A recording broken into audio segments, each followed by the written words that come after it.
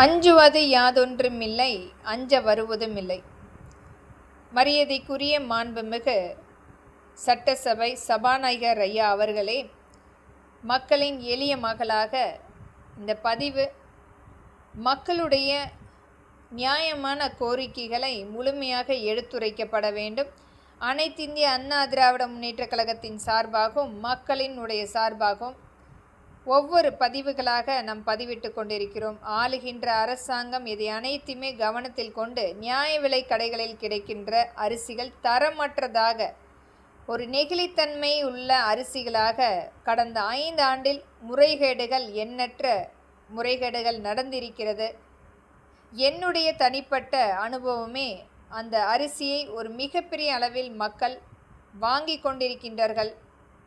அதை நானும் உண்டிருக்கின்றேன். ஒரு தரமற்ற ஒரு மிகப்பெரிய அளவில் இந்த திராவிட முன்னேற்ற கழகத்தினுடைய அவர்களுடைய சாதுரியம் என்பது பணத்தை மட்டுமே எடுக்க வேண்டும். மக்களுடைய நலன் கருதாமல் நெகிழித்தன்மையுள்ள அரிசியை கொண்டு வந்து கலப்படம் செய்து மட்டுமே கடந்த 5 ஆண்டுகளில் மக்களுக்கு இலவசமாக கொடுத்த ஒரு வன்கொடுமை.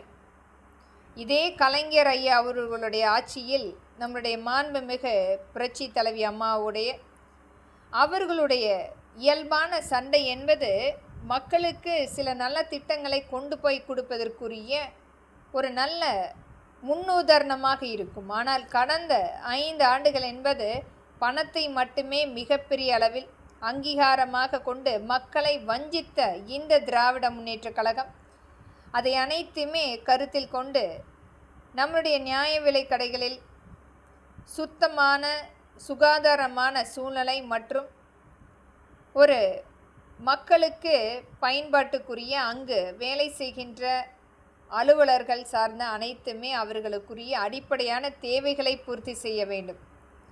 மற்றும் அவர்களுக்குரிய கணினி மற்றும் இந்த காலகட்டத்துக்கு ஏற்ப வாய்ப்புகள் பங்களிப்பு கொடுக்க வேண்டும்.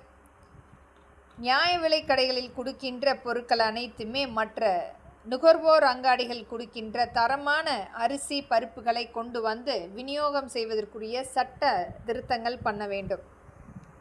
ஒரு மிகப்பெரிய அளவில் இன்றைக்கு வெளிநாடுகளிலிருந்து பாமாயிலை நாம் இறக்குமதி செய்து கொண்டிருக்கிறோம். அதே காங்கேயத்தில் மிகப்பெரிய அளவில் எண்ணெய் உற்பத்திக்குரிய சமையல் எண்ணெய்க்கு உற்பத்திக்குரிய ஆலயங்கள் நிறைய இன்றைக்கு இருக்கிறது.